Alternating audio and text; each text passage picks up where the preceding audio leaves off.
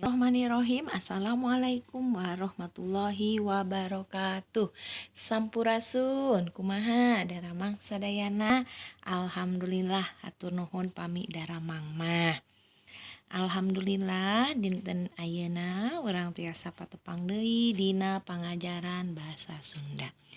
Insyaallah dinten ayeuna hidup baris diajar ngeunaan kalimah kaayaan jeung kaayaan sifat. Mangga urang langsung wae medar materi ngeunaan kalimah kaayaan jeung kaayaan sifat. Kalimah kaayaan. Kalimah kaayaan disebut oge kalimah sifat. Kalimah kaayaan nyaeta kalimah anu caritaanana mangrupa kecap kaayaan atawa kecap sifat. Inti kalimah kaayaan teh nyaeta ayana kecap kaayaan. Jadi sakali deui kalimah kaayaan sering disebut oge kalimah sifat. Kalimah kaayaan teh nyaeta kalimah anu caritaannana mangrupa kecap kaayaan atawa kecap sifat.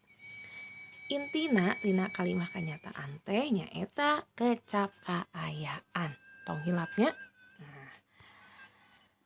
Ari kecap kaayaan teh nyaeta kecap nu nerangkeun kaayaan atawa sifat hiji barang.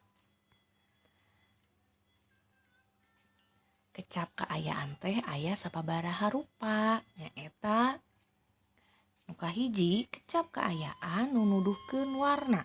Janten dina bahasa Sunda mah kecap kaayaan nu nuduhkeun warna nya sami sareng kecap keadaan pami dina bahasa Indonesia mah yang menunjukkan warna. Tah tapi mah dina bahasa Sunda. Contohna hideung, hejo, koneng, kayas. Kayas teh hidup mah bahasa Indonesiana sebatna pink ya. Terus bungur tanapi ungu bahasa Indonesia nama. Jadi kecap kaayaan nu kahiji nyaeta kecap kaayaan nu nuduhkeun warna. Nu kadua kecap kaayaan nu nuduhkeun rasa. Contohna rasa teh kan aya amis, pahit, asin, asem nya. Terus teu tiis, panas, tah sapertos kitu. Anu katilu kecap kaayaan nu nuduhkeun ukuran. Nah, jadi ieu mah nuduhkeun ukuran kecap kaayaanana. Hiji barang nyaeta contohna gede, leutik, panjang, pondok, lega, sempit tapi heureut. Tah eta nya kecap kaayaan teh aya sababaraha rupa. Tah teras titenan kalimah-kalimah ieu dihandap. Jadi titenan contoh-contoh kalimah-kalimah dihandap ieu. Nu kahiji warna bajuna bodas. Ieu nuduhkeun kecap kaayaan warna. Nu kedua cai enteh mani pahit. Nah, ieu kalimah cai enteh mani pahit teh nuduhkeun kaayaan rasa. Yen cai enteh eta teh pahit nya. Nu katilu wati mah eraan. Tah ieu mah nunjukkeun sifat. Yen wati mah sifatna teh eraan nya. Eraan lain ngerakeun kade. Terus nu kaopat contohna kalimahna cai solokan teh mani kotor. Ieu nuduhkeun kaayaan cai solokan anu kotor pisan. Tah tinggal di dieu ku hideup wangun. Contoh kalimah-kalimah eta teh saenggeus dirucat dipisahkeun nyaeta kieu. Emut kalimah kaayaan teh nyaeta kalimah anu caritaanana mangrupakeun kecap kaayaan. Tah tinggal di dieu tabelna. Emut kalimah teh kudu aya jejer jeung caritaan. Paling sederhana, paling basajana kedah aya 2 unsur nyaeta jejer jeung caritaan. Jejer teh sami sareng subjek, hilap. Pami caritaan mah sami sareng predikat. Tah kalimah kaayaan mah si caritaanana nunjukkeun kaayaan atawa sifat hiji barang. Kahiji warna bajuna eta mah kampusna jejer. Caritaanana bodas lantaran nunjukkeun kecap kaayaan tina warna baju. Nyaeta kecap kaayaanana nunjukkeun warna. Jadi caritaanana bodas. contoh nu kadua kalimahna cai enteh mani pait. Tah jejerna cai enteh kaayaan tina cai enteh teh mani pait nyata nunjukkeun rasa. Nu katilu wati mah eraan. Tah jejerna di dieu teh wati mah. Nah, caritaanana nunjukkeun sifat kaayaan sifat tina wati nyata eraan. Terus nu kaopat contohna cai solokan teh mani kotor. Tah si jejer tina kalimah eta teh nyaeta cai solokan teh. Solokan teh ieu barudak selokan ya susukan. Tah caritaanana nyaeta mani kotor nunjukkeun kaayaan tina cai solokan eta nyaeta kotor pisan. Ngartosnya janten emut kalimah kaayaan mah kalimah nu caritaanana mangrupakeun atau nunjukkeun kaayaan atau sifatnya. Terus di dieu salian aya tina kalimah kaayaan nu tadi nu nunjukkeun tilu nyaeta kalimah kaayaan nu nunjukkeun warna, nu nuduhkeun rasa, jeung nu nuduhkeun ukuran, aya oge kalimah kaayaan sifat. Naon nya kalimah kaayaan sifat teh?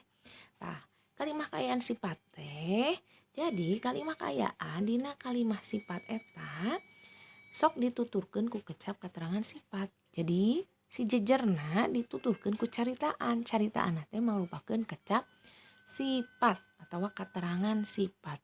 Nu hartina teh naon? Pohara atawa pisan. Pohara teh bahasa Indonesia teh naon? Sekali banget ya hidup mah. Terangna kitu tah. Dina kalimah kaayaan sifat teh sekali deui nyaeta kalimah anu caritaanana mangrupakeun kecap sifat atau dituturkeun ku keterangan sifat. Nah, di dieu caritaan dina kalimah sifat teh emut mangrupakeun kecap sifat anu bisa dituturkeun ku sababaraha kecap nyaeta pisan. Tadinya pohara, terus nanti teuing, mani, jeung kecap-kecap sejenna nu fungsina jadi panglengkap. Tah, tong hilap. Kumaha nya contona? Tah, di dieu aya sababaraha contoh kalimah kaayaan sifat atawa kalimah sifat di mana anu caritaanana mangrupakeun kecap sifat. Nu kahiji contona kulit lutung teh hideung lestreng. Kulit lutung eta teh mangrupakeun kulit lutung teh jejer. Lutung hidup terang lutung kera nya. Hideung lestreng eta teh nunjukkeun kaayaan sifat atawa caritaanana nyaeta hideung lestreng, hideung pisan hartosna teh. Contoh nu kadua buah kina teh mani pait molelel. Tah dina kalimah nu kadua ieu buah kina teh mangrupakeun jejer. Mani pait molelel mangrupakeun caritaan nya nunjukkeun nuduhkeun rasa. Pait molelel pait pisan, pait molelel teh. Nu katilu kalimahna di luar imah kaayaan mani panas ngabetrak. Tah ieu mangrupakeun kalimah kaayaan sifat atau kalimah sifat di mana jejerna nyaeta di luar imah kaayaan. Nana anu mangrupakeun caritaanana pamani panas ngabetrak. Panas ngabetrak teh harusna panas pisan. Ya, biasana usum halodo nu kieu teh. Nu kaopat contona cai teh mani herang ngagencrang. Tah, dina kalimah kaopat ieu nu jadi jejerna nyaeta cai teh. Kaayaan cai nya, cai teh. Tah, caritaanana kaayaanana nunjukkeun sifatna nyaeta mani herang ngagencrang, herang pisan. Ya, jernih atuh bahasa Indonesia nama. Nah, nu kalima contona buntut langlayangan teh mani panjang ngagebay. Tah, dina kalimah-kalimah ieu nu jadi jejerna nyaeta buntut langlayangan teh. Biasana pami nya ieu barudak pameget sok ieu naon nu langlayangan, main langlayangan. Langlayangan teh sok aya buntutna sok apeung mah. Tah, caritaanana mani panjang ngagebay. Jadi panjang pisan. Janten sapertos kitunya kalimah kaayaan sifat mah si jejerna dituturkeun kaayaanana teh ku sifat. Jadi tos jejer caritaanana mangrupakeun kalimah kaayaan nu nuduhkeun sifat. ayeuna mangga prak ku hidep lengkepan kecap-kecap di handap ieu ku kecap keterangan sifat.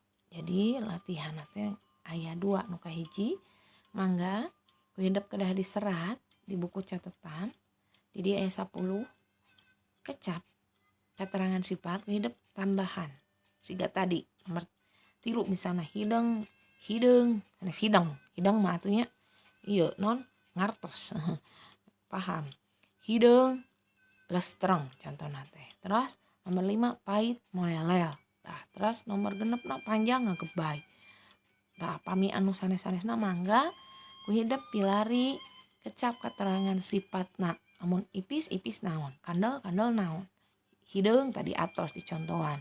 Ya, bodas naon. Pait atos tadi aya, panjang ayanya. Kantun luhur amis poe gede mangga.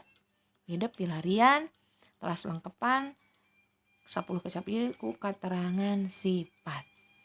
Ayeuna nu bagian 2 latihanana mangga ku hidep buka buku diajar bahasa Sunda kelas genep SD atau MI ya buku paket bahasa Sunda. Nah, buka kaca 118 didinya prak ku hidep kerjakeun larapkeun kecap-kecap ieu dihandap kana kalimah sifat.